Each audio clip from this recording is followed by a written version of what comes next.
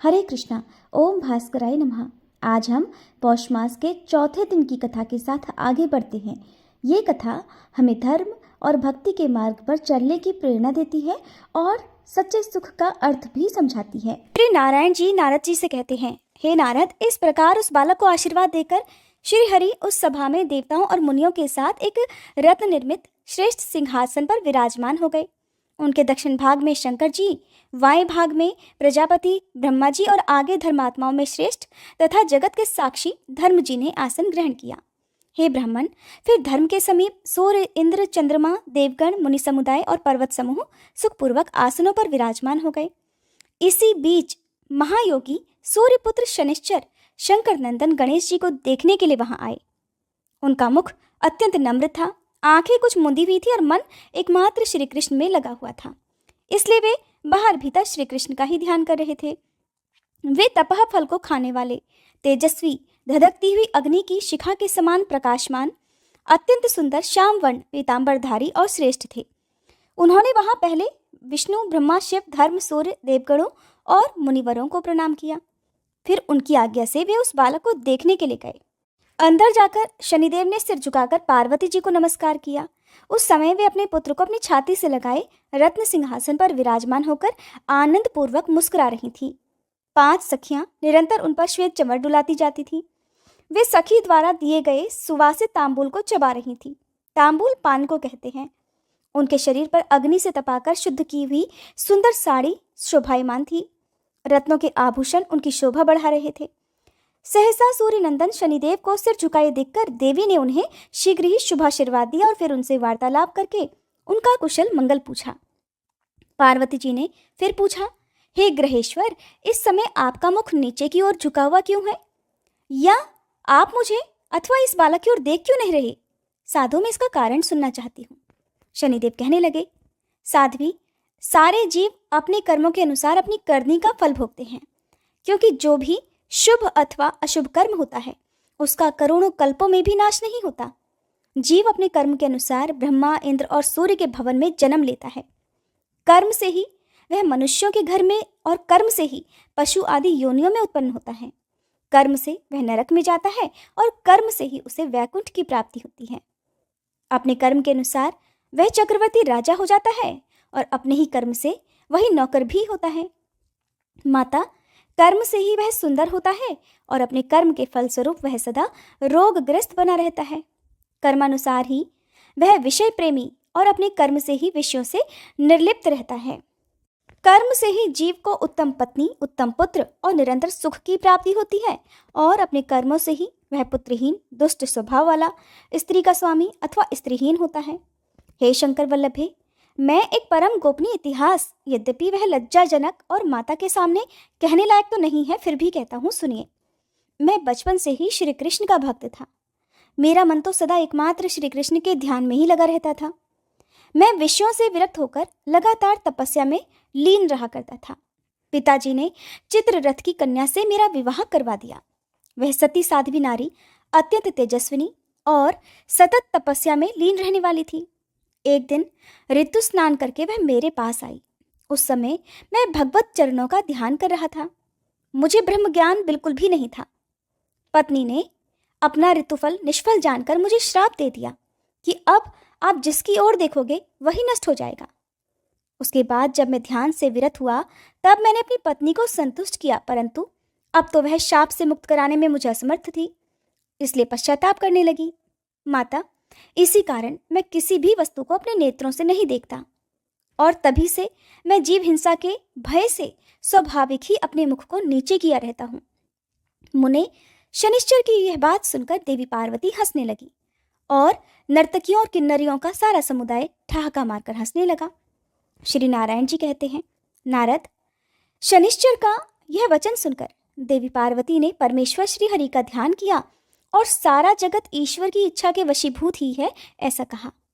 फिर दैव वशीभूता पार्वती जी ने कौतूहलवश शनिदेव से कहा, आप मेरी और मेरे बालक की ओर देखिए, भला इस निषेक कर्मफल भोग को कौन हटा सकता है? तब पार्वती जी का वचन सुनकर शनिदेव स्वयं मन ही मन में यूं विचार करने लगे कि अहो, क्या मैं इस पार्वती नंदन पर नजर डालूं या ना डालूं, इन्हें देखूं या ना देखूं, क्योंकि अगर मैं बालक को देख लूंगा तो निश्चय ही उसका अनिष्ट हो जाएगा।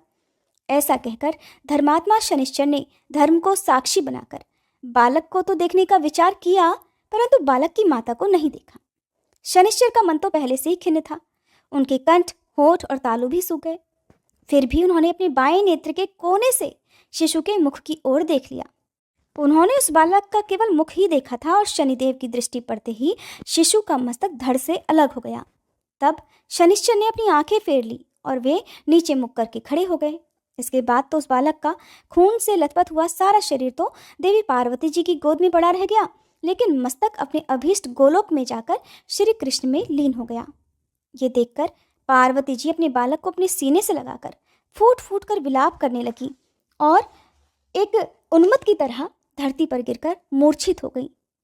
तब वहां उपस्थित सभी देवता, देवियां, पर्वत, गंधर्व, शिवजी और कैलाशवासी ये दृश्य देखकर आश्चर्यचकित रह गए। उस समय उनकी यह दशा चित्रलिखित पुतली के समान हो गई। इस प्रकार उन सबको मूर्छित देखकर श्री हरि गरुड़ पर सवार हुए और उत्तर दिशा में स्थित पुष्पभद्रा के निकट गए। वहां पुष्पभद्रा नदी के तट पर वन में स्थित एक गजेंद्र को देखा, जो निद्रा के वशीभूत होकर अपने बच्चों से घिरकर हथिनी के साथ सो रहा था। उसका सिर उत्तर दिशा की ओर था। मन परमानंद से पूर्ण था और वह सूरत के परिश्रम से थका हुआ था। फिर तो श्रीहरि ने शीघ्र ही सुदर्शन चक्र से उसका सिर काट लिया और रक्त से भीगे हुए उस मनोहर मस्तक को बड़े हर्ष के साथ गरुड़ पर रख लिया। गज के कटे हुए अंग के गिरने से हथिनी की नींद टूट गई। तब अमंगल शब्द करती हुई उसने अपने बाकी बच्चों को भी जगाया। फिर तो वह शोक से व्याकुल होकर अपने बच्चों के साथ बिलक बिलक कर चित्कार करने लगी। इसके बाद जो लक्ष्मी जी के स्वामी हैं, जिनका स्वरूप परम शांत है, जिनके कर कमलों में शंख, चक्र, गदा और पद्म शोभा पाते हैं, जो पीतांबरधारी, परात्पर, जगत के स्वामी, निषेक अर्थात कर्मफल भोग का खंडन करने में समर्थ, कर्मफल भोग को उत्पन्न करने वाले और सर्वव्यापक हैं, और जो गरुड़ पर आरूढ़ होकर मुस्कुराते हुए सुदर्शन चक्र को घुमा रहे हैं, उन परमेश्वर का उसने स्तवन किया। विप्रवर उसकी स्तुति से प्रसन्न होकर भगवान ने उसे वरदान दिया और दूसरे गज का मस्तक काटकर उसे धड़ से जोड़ दिया। फिर उन ब्रह्मवेत्ता ने ब्रह्म ज्ञान से उसे जीवित कर दिया और उस गजेंद्र के सर्वांग में अपने चरण कमल का स्पर्श कराते हुए कहा कि गज, अब तू अपने परिवार के साथ एक कल्प पर्यंत जीवित रहे। ऐसा कहकर मन के समान वेगशाली भगवान कैलाश पर आ पहुंचे। वहां पार्वती जी के वास स्थान पर आकर उन्होंने उस बालक को अपनी छाती से लगा लिया। उस हाथी के मस्तक को सुंदर बनाकर बालक के धड़ से जोड़ दिया। फिर ब्रह्म स्वरूप भगवान ने ब्रह्म ज्ञान से हुंकारोच्चारण किया और खेल ही खेल में उसे जीवित कर दिया। फिर श्री कृष्ण ने देवी पार्वती को सचेत करके उस शिशु को उनकी गोद में रख दिया और आध्यात्मिक ज्ञान द्वारा पार्वती जी को समझाना आरंभ कर दिया। श्री कृष्ण अर्थात श्रीहरि ने कहा, शिवे, आप तो जगत की बुद्धि स्वरूपा हो। क्या आप नहीं जानती कि ब्रह्मा से लेकर कीट पर्यंत सारा जगत अपने कर्मानुसार फल भोगता है। प्राणियों का जो स्वकर्म जनित भोग है, वह 100 करोड़ कल्पों तक प्रत्येक योनि में शुभ अशुभ फल से नित्य प्राप्त होता रहता है।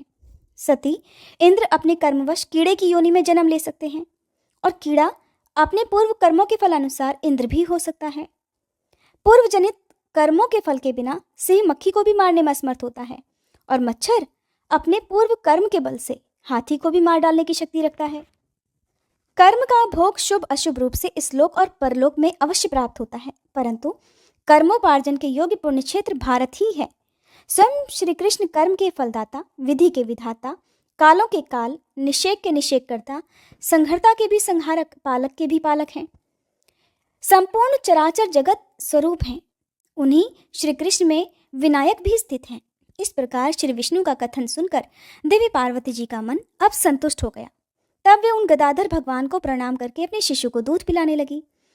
फिर प्रसन्न हुई पार्वती जी ने शंकर जी की प्रेरणा से अंजलि बांधकर भक्तिपूर्वक उन कमलापति भगवान विष्णु की स्तुति की।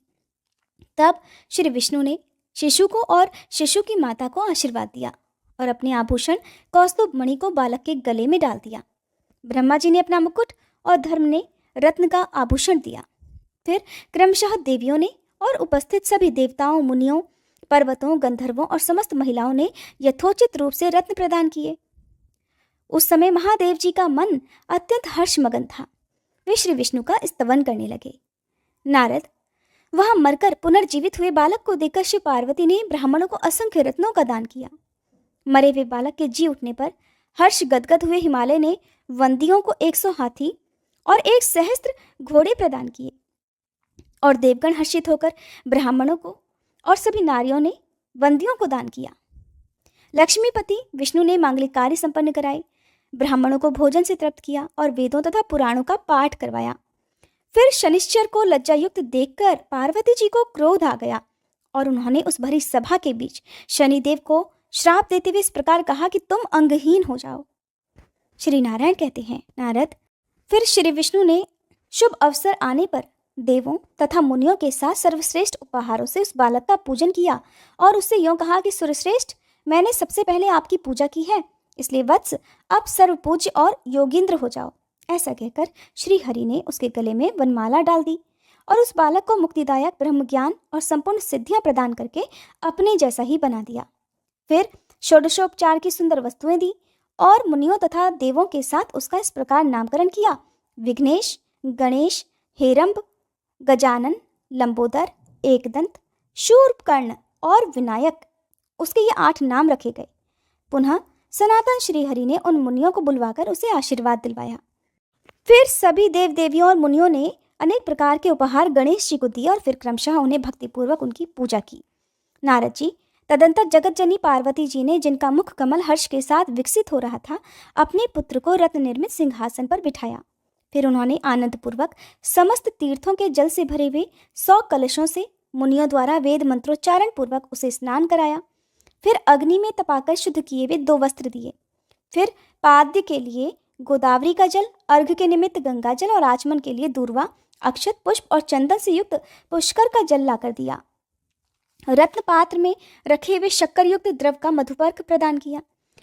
फिर स्वर्गलोक के वैद्य अश्विनी कुमार द्वारा निर्मित स्नानोपयोगी विष्णु तैल, बहुमूल्य रत्नों के बने हुए सुंदर आभूषण, पारिजात के पुष्पों की 100 मालाएं, मालती, चंपक आदि अनेक प्रकार के पुष्प, तुलसी जी के अलावा पूजा में उपयोग आने वाले तरह तरह के पत्र, चंदन, अगरू, कस्तूरी, कुमकुम, ढेर के ढेर रत्न प्रदीप और धूप सादर समर्पित किए। फिर बालक गणेश को प्रिय लगने वाले नैवेद्यों जैसे तिल के लड्डू, जौ और गेहूं के चूर्ण, पूड़ी, अत्यंत स्वादिष्ट तथा मनोहर पकवान, शक्कर मिश्रित स्वादिष्ट स्वस्तिक के आकार का बना हुआ त्रिकोण पकवान विशेष, गुड़युक्त खील, चिवड़ा और अगहनी के चावल के आटे के बने हुए पदार्थों के नाना प्रकार के व्यंजनों के पहाड़ लगा दिए।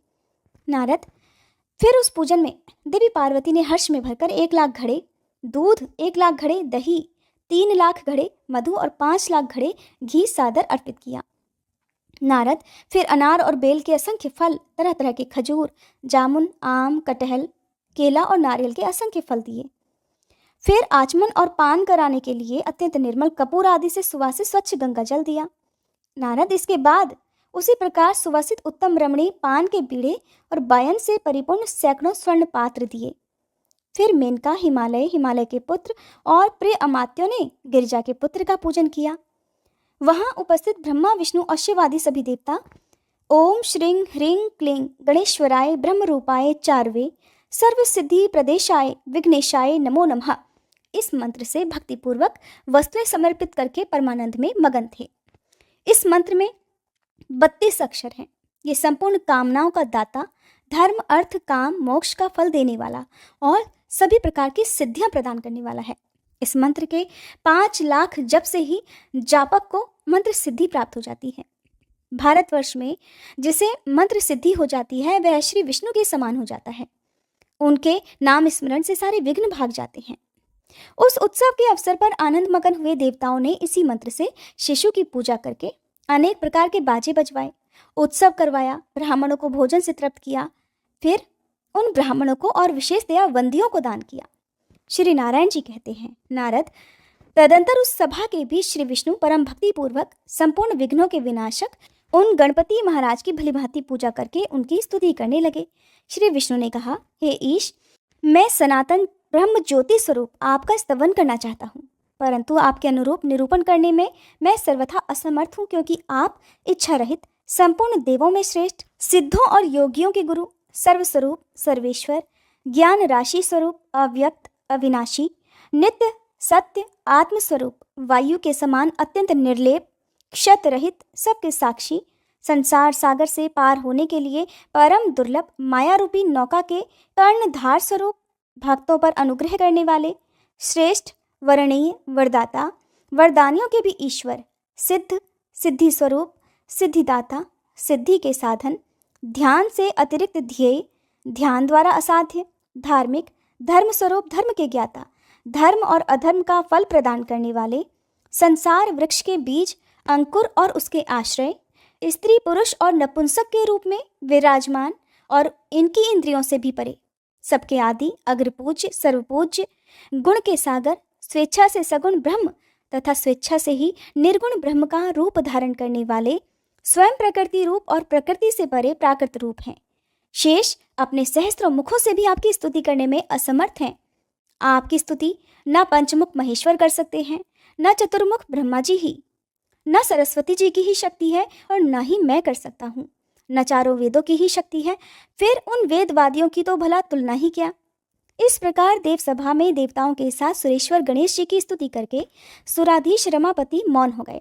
मुने, जो मनुष्य एकाग्र चित्त होकर भक्ति भाव से प्रातः, मध्याह्न और सायंकाल इस विष्णुकृत गणेश स्तोत्र का सतत पाठ करता है, विघ्नेश्वर उसके समस्त विघ्नों का विनाश कर देते हैं। सदा उसके सब कल्याणों की वृद्धि होती है और वह स्वयं कल्याणजनक हो जाता है। जो यात्रा काल में भक्ति पूर्वक इसका पाठ करके यात्रा करता है, निस्संदेह उसकी सभी अभीप्सित कामनाएं भी सिद्ध हो जाती हैं। उसके द्वारा देखा गया दुस्वप्न सुखद स्वप्न में परिणत हो जाता है। उसे कभी दारुण ग्रह पीड़ा नहीं भोगनी पड़ती। उसके शत्रुओं का विनाश और बंधुओं का विशेष उत्कर्ष होता है। निरंतर विघ्नों का क्षय और सदा संपत्ति की वृद्धि होती रहती है। उसके घर में पुत्र पौत्र को बढ़ाने वाली लक्ष्मी जी स्थिर रूप से वास करती हैं। तीर्थों, यज्ञों और संपूर्ण महादानों से जो फल मिलता है वह उसे श्री गणेश की कृपा से प्राप्त हो जाता है। यह ध्रुव सत्य है। नारद जी ने कहा, श्री गणेश के स्तोत्र और उनके मनोहर पूजन को तो मैंने सुन लिया, अब मुझे जन्म मृत्यु के चक्र से छुड़ाने वाले कवच को भी सुनने की इच्छा है। तब श्री नारायण ने देवर्षि को जो भगवान गणेश का कवच सुनाया उसका वर्णन आप अगले अध्याय में सुनेंगे।